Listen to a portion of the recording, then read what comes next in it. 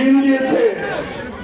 আল্লাহ আমাদের সকলকে কবুল করেন, আর এই মেয়েটার সেই আকুটিকে কবুল করেন, আর আমাদের মামুন সহ আমাদের চারজনের শহীদ আল্লাহ তাআলা তাদেরকে যেন সাজাত দান করেন।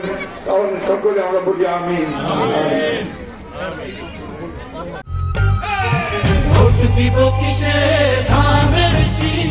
আমাদের একটু সাহায্য করে, দেশে সাহায্য করে, সত্য কথা বলে, সত্য কথা রাখে, সত্য কথা জানায়, তাই না? তারা বলছে যে নির্বাচনটা নিয়ে গত আগে আপনার নষ্ট করেছে, বাঞ্চাল করেছে, এটা নিয়ে কোন ষড়যন্ত্র আছে কিনা, ষড়যন্ত্র কাজ করবে, ভণ্ডন করে দেওয়া, নির্বাচনটাকে বাঞ্চাল করে দেওয়ার ব্যাপার আছে।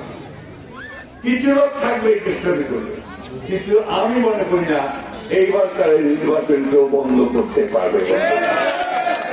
দেশের মানুষ জাগে গেছে যে ভোট আমরা দিব, ঠিক না? এইবার ভোট দিব আমরা, সেটা সবাই কেউ ঠেকাতে পারবে না। বন্ধুগণ, আমাদের ইয়াং ছেলে, বাচ্চা ছেলেরা আছে, 18 বছর বয়স হয়ে গেছে, তারও আছে, তারাকে ভোট দিতে পারেনি। এইবার ওরা ফোন করছে যে ভোট আমরা দেবো। কিন্তু আপনারা পাহারা রাখবেন যেন ভোটের সেন্টারে কেউ গোল বানায়, পাহারা রাখবেন যেন আমাদের হিন্দু, মুসলমান, বৌদ্ধ, খ্রিস্টান সব ভাইরাই যেন ভোট দিতে পারে। একটা দুষ্টামি করার খারাপ বুঝিয়ে আসতে পারে, এগুলো যেন কেউ করতে না পারে।